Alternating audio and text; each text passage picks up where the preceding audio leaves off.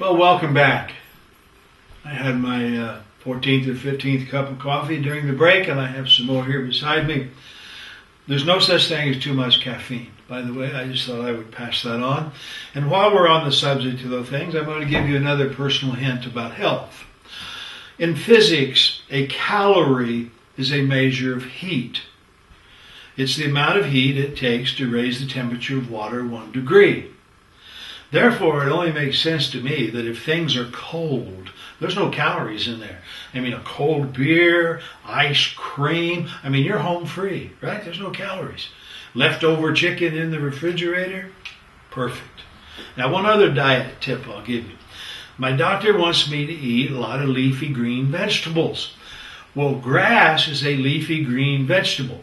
Cows eat grass. Therefore, a ribeye steak is a compact leafy green vegetable. Now, I just thought I would share that with you. All right.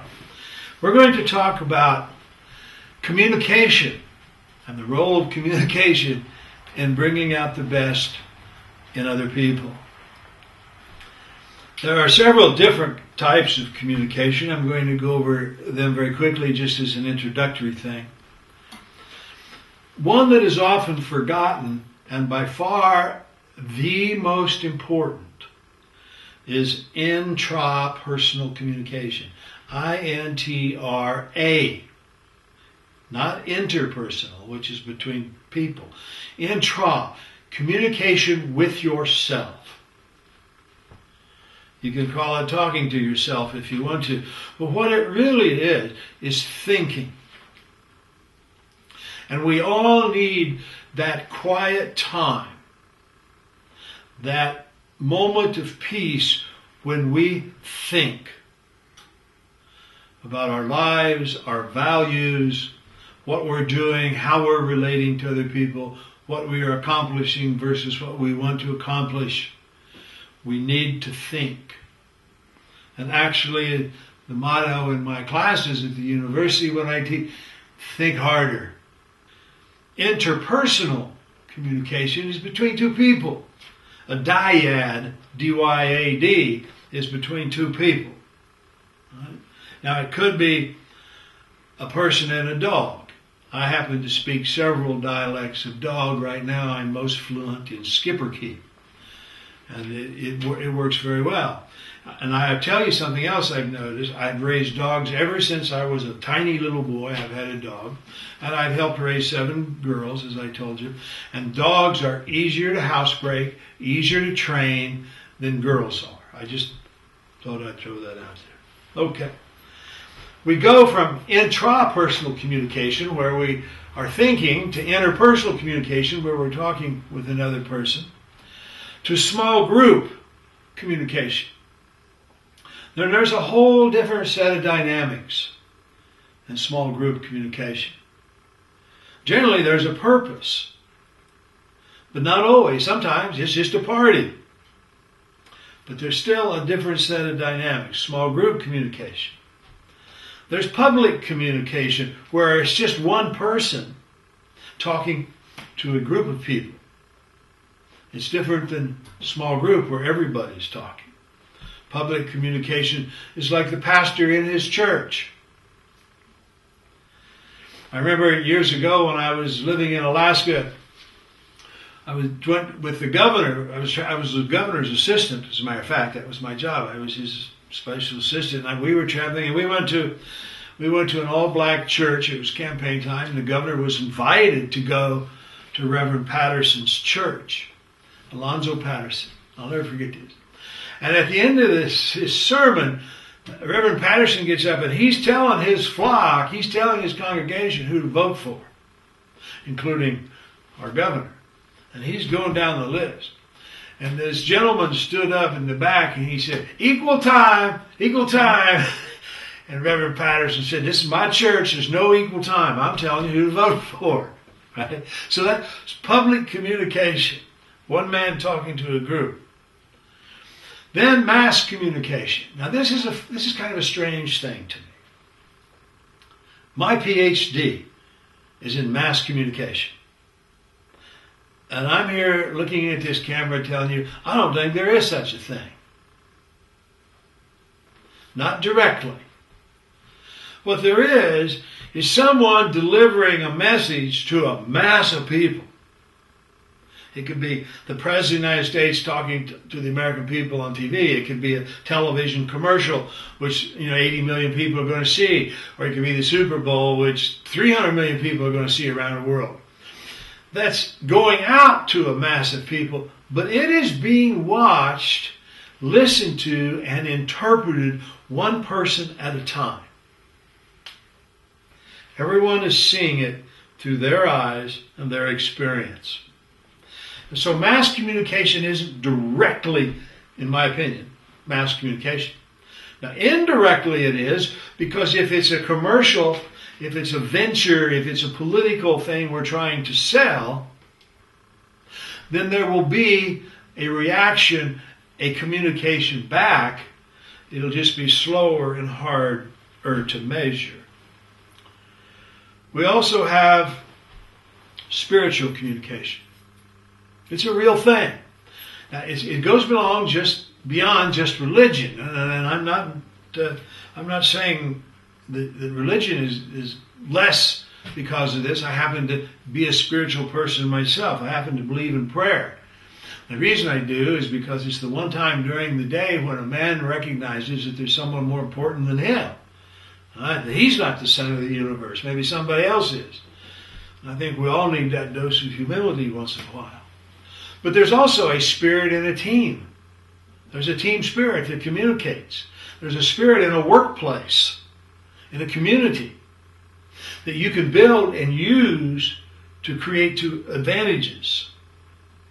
Right? So communication. And primarily, above all things, communication is a search for understanding. It's a search for understanding.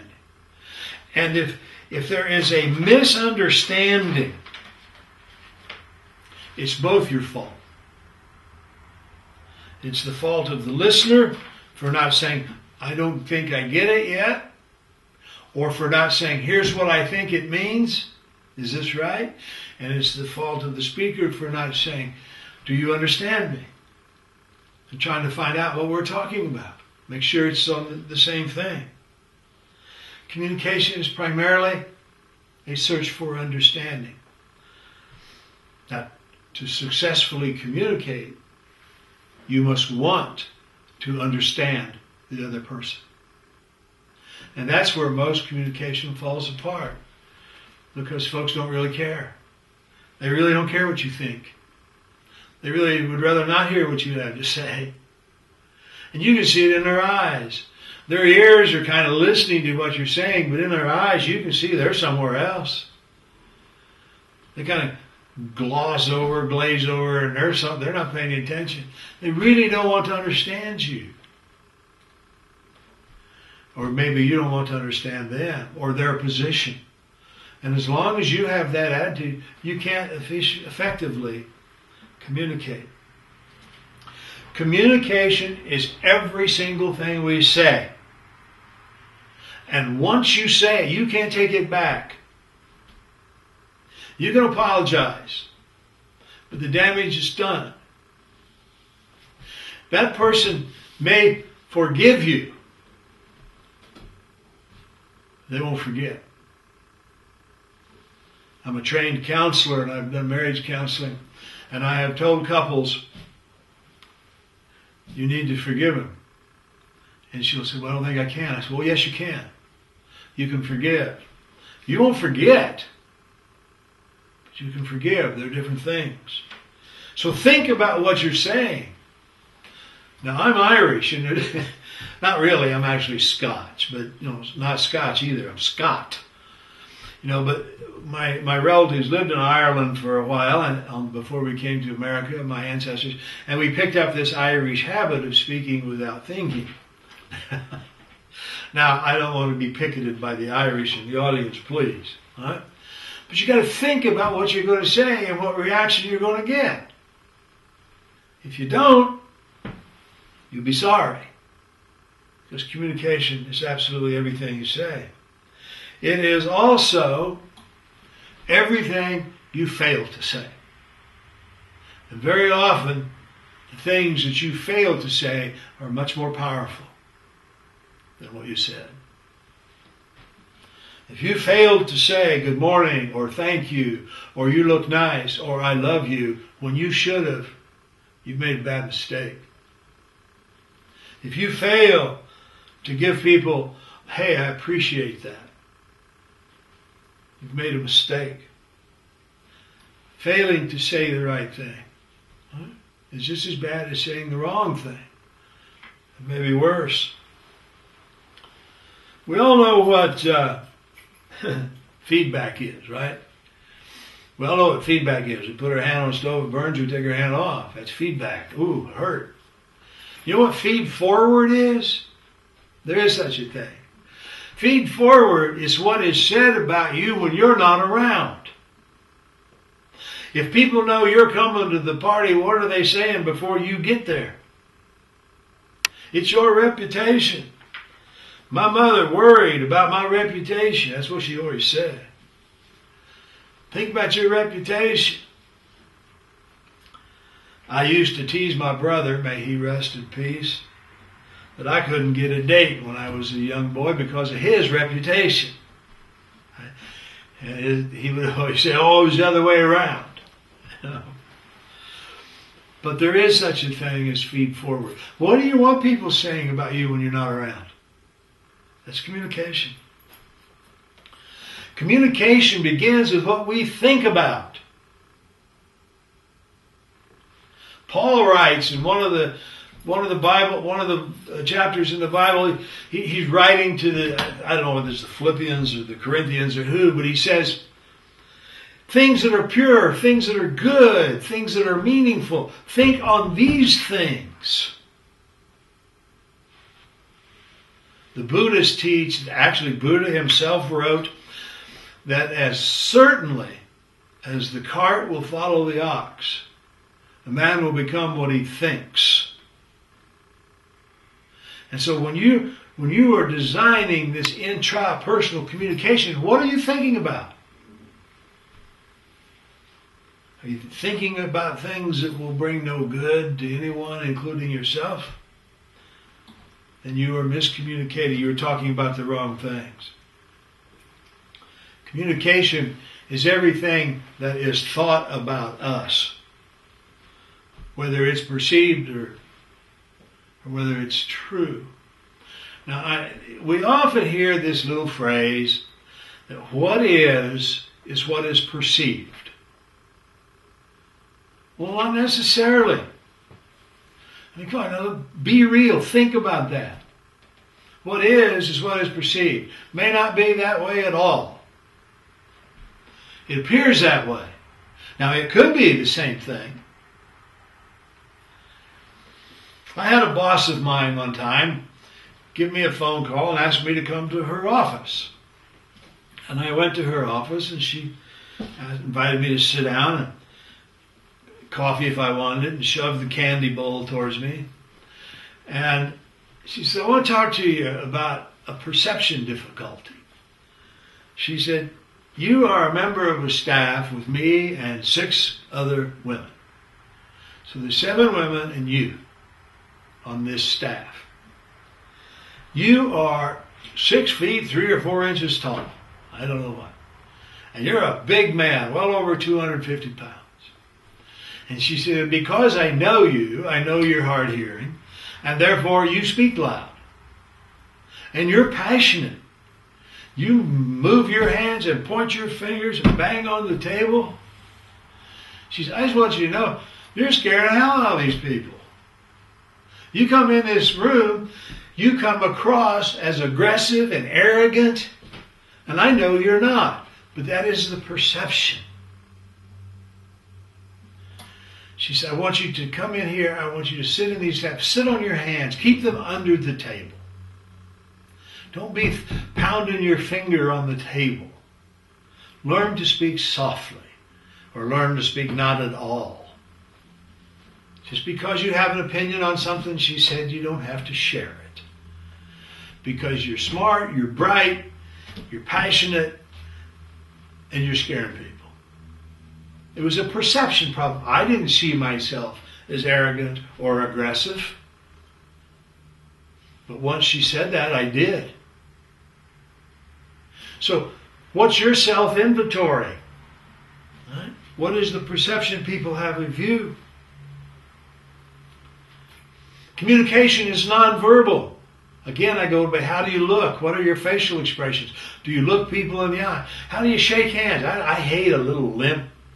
Come on, if you're going to shake my hand, put it in there. You know? Do you walk with confidence, talk with confidence, look good? The whole thing, the nonverbals. Do you pay attention to other people? And of course, as you all know, with the computer, the end of your life as a professional is just one click away. All it takes is for you to hit send when you shouldn't have, to ruin everything. All right? Communication is everything you write, and don't forget it. We are communicating in a world of diversity. I used to tell jokes all the time. I've quit. Because I learned the hard way that what's funny to me may not be funny to someone else.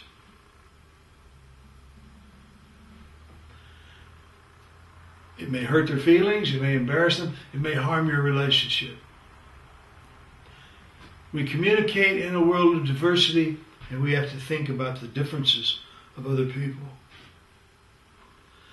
Communication, by the way, you know the weather communicates. My favorite time of the year is winter, when we have a lot of snow, because it's the only time of the year that my yard looks as good as my neighbor's. But the way we keep our house, the way we keep our car, and I'm really in trouble there because I got a beat up old pickup truck. I hit a post on the right hand side and the running board's knocked off. My wife's constantly after me to do something about that, but I can't afford it.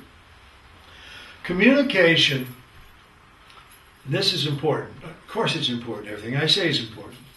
Communication is a symbolic transaction. Right? When we're communicating with someone, we're trading symbols. If I say dog, the person on the other side will have something in his or her mind. It could be a skipper key like I have, little black foxes with pointed ears and no tails. It could be a Great Dane like I used to have. It could be 12 inches long in a bun, have relish on it. It could be some of those guys I used to run off from my house trying to date my daughter. Dog has a different meaning. Right? So when we trade words, expressions, it's a symbolic transaction. And for a transaction to be good, both sides have to get something positive. Don't forget that. Communication is an opportunity to inspire, to lift people up, to motivate. One final word about communication. I'll probably talk about it again later, but for this, one final word. There was a movie came out years ago, and again, most of you are probably too young to remember. It was called Cool Hand Luke. I believe it was Paul Newman.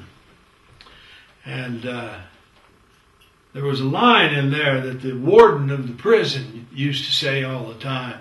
What we have here is a failure to communicate. I want to tell you something.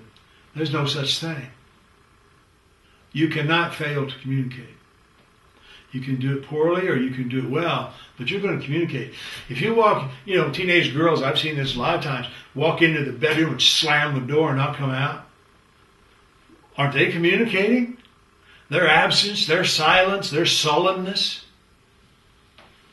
There's been times when I get home from work and my wife's car is parked there in the back of the house by the garage. And I get out of my truck and I walk in. I know she's home. I say, hello. And there's not a sound. I know to get the dogs, get a cigar, go for a walk, because things aren't good in there. Right?